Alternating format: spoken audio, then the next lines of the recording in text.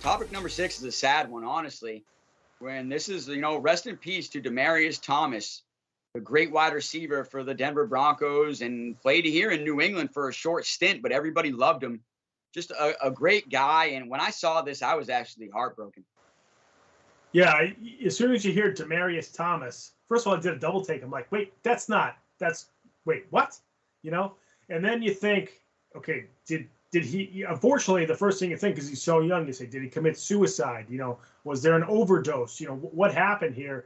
And then come to find out, Demaryius Thomas has had seizures for a long time now, and he had a seizure in the shower. He fell, and it's just awful. I mean, his friend found him. It's just this whole thing is just awful. And as soon as he passed away, you saw teammates from all over the place. I mean, there were a ton of Patriots teammates who came in. Tom Brady was talking a lot about Demaryius Thomas and how great of a guy he was. And then I was like, is Brady really that close to him? He was only with the Patriots for a few weeks. I feel like he wasn't on the team for the whole season. And then there was a picture of him and Brady when Thomas was on the Jets and Brady was still on the Pats. They met at midfield after a game and were hanging out and talking. And clearly there was a connection there, not just football, not just receiver to quarterback, but more of a connection off the field too. Wes Welker and Julian Edelman came out. And then, of course, Peyton Manning and all the guys that he played with, Tim Tebow, and just on and on and on and on. Everybody talked about how great of a guy he was. I mean, at one point, he was a great receiver, physical specimen, was part of that unbelievable year with Peyton Manning throwing all those touchdown passes. But it was, him off the field, the things that he did for charity, just the guy that it seemed like the day-to-day interaction with Demaryius Thomas was what everybody loved the most. And this is sad. And I think the other thing that we do have to bring up with this too, and it's terrible, but it's part of football now, is CTE. Was there CTE involved with his seizures? Was this CTE part of this problem? Because we had a defensive back from a few months ago who was on the 49ers for a little while, his last name is Phillips, who actually killed people, kind of went on a rampage and killed people by shooting them. I think 6 people. So, and there was found, they just came out actually this week and said that they found CTE in his brain. And I'm guessing that Thomas's family is going to allow his brain to be examined.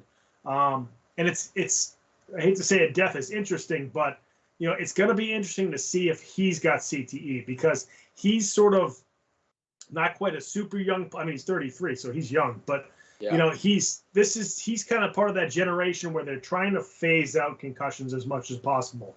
With the different rules and with the better helmets and with the better turf and with all these different adjustments that the NFL, college, and high school is trying to make. And I think, Thomas is sort of like, I'm sure at the start of his career was a little bit different. It wasn't quite as looked at as concussions were as they are now. It wasn't as delicate of a subject as it is now.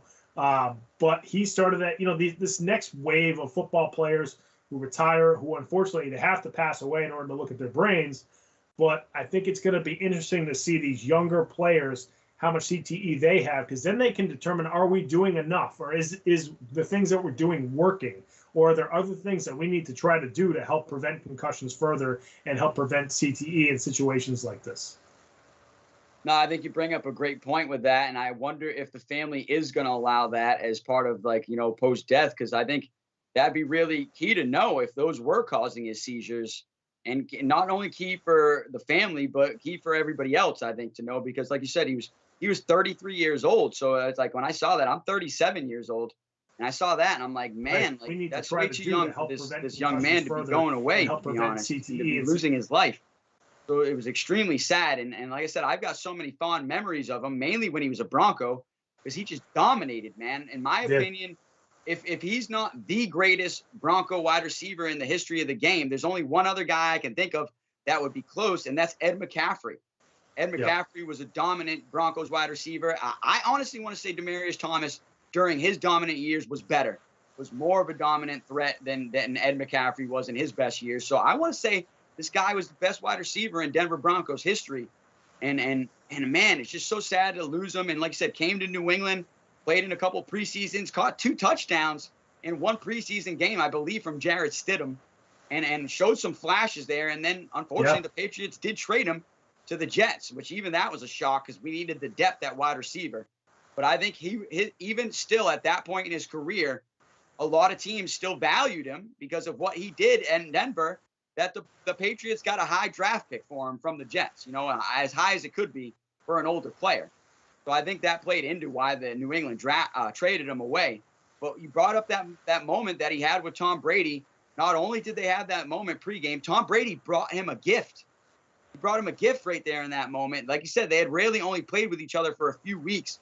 But most of the people are saying that this guy was a better guy off the field than he was on the field. A great human being. People are talking about, like you said, all the charity work that he did and that he loved being around kids and donating his money to kids. So the world is really missing out on the good man of Demaryius Thomas. And the football world is certainly going to remember for all the great years he had, but we're going to miss him. And this is really a tragic story. Yeah, no question. And, hopefully this doesn't continue to happen with some of these guys. I hope some of these guys, if they have seizures or any type of brain issues, I mean, you should get looked at for anything, but brain issues, especially as a football player, excuse me, or hockey players or soccer players, any of these sports where concussions are sort of prevalent, go get that stuff checked out and go get it looked at and see what you can do, because there's crazy things happening in medicine where things can be treated. But and I'm sure he was to some extent, but you just wonder, like, these guys are, they're still young and they're these finely tuned athletes who sometimes think they're invincible. So when something like that, a seizure happens, you almost say, like, this will go away, instead of like really having it looked at. So I hope he was having it looked at, but if not, the next wave of players who might have this, please get that looked at, because I think that's important. Folks, it's going to do it for topic number 6.